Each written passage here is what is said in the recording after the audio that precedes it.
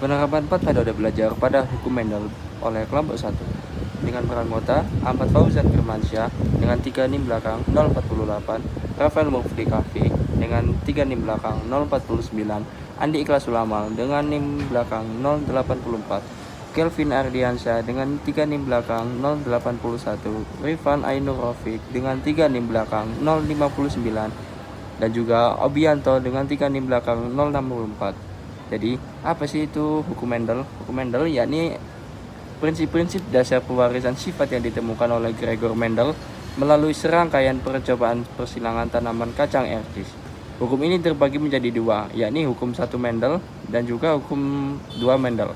Hukum 1 Mendel yakni menyatakan bahwa pasangan alel pada setiap individu itu akan memisah secara acak saat pembentukan gamet.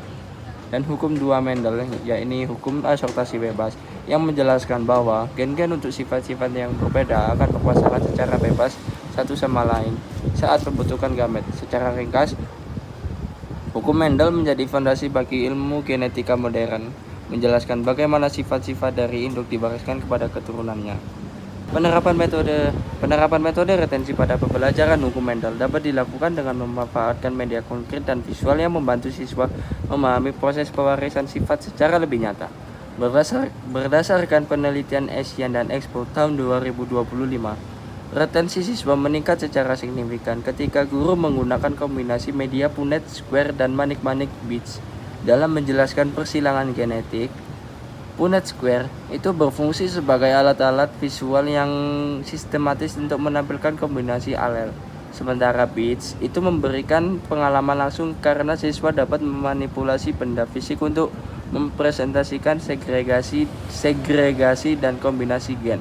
Melalui aktivitas ini, siswa tidak hanya melihat simbol secara abstrak, tetapi juga mengalami proses persilangan secara konkret sehingga konsep Mendel lebih mudah diingat dalam jangka panjang. Contoh penerapan metode ini, guru memberikan beads dengan 2 warna berbeda untuk mewakili alel, dominan dan resesif, lalu meminta siswa untuk memasangkan kembali untuk memvisualisasikan kemungkinan kombinasi genotip keturunan. Setelah itu, siswa menggambar hasil persilangan menggunakan Punnett Square untuk membandingkan hasil nyata dengan representasi visual. Beberapa minggu kemudian, retensi siswa diuji dengan soal analisis persilangan sederhana hingga kompleks. Hasil penelitian menunjukkan bahwa siswa yang belajar dengan metode ini memiliki tingkat retensi yang lebih tinggi dibanding dengan cuma diajar dengan ceramah atau teks aja. Karena pengalaman manipulatif dan visual tersebut itu dapat memperkuat memori konseptual sekaligus keterampilan penerapan hukum Mendel. Metode produksi. Penerapan metode ini dapat pada pembelajaran hukum Mendel bertujuan memberi kesempatan siswa mempraktikkan secara langsung konsep pewarisan sifat yang telah dipelajari.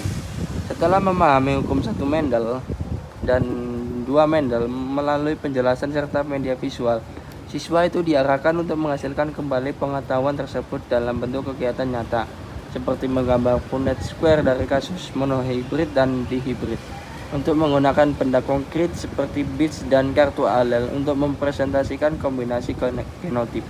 Dengan cara ini, pemahaman siswa menjadi lebih teruji dan terhubung dengan pengalaman manipulatif.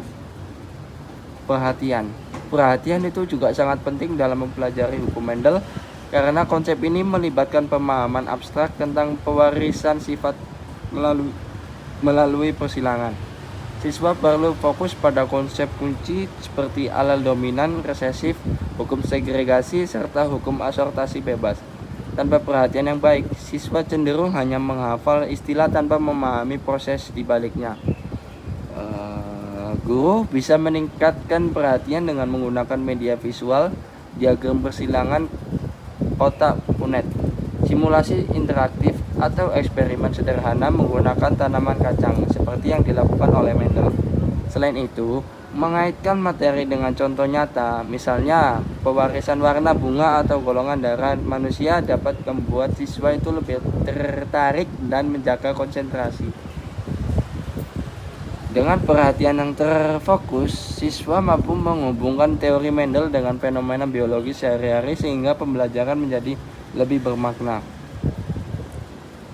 Jika kedua orang tua sama-sama bergolongan darah A, mungkinkah anak bergolongan darah O itu bisa terjadi? Mengapa demikian? Dalam bibliografi,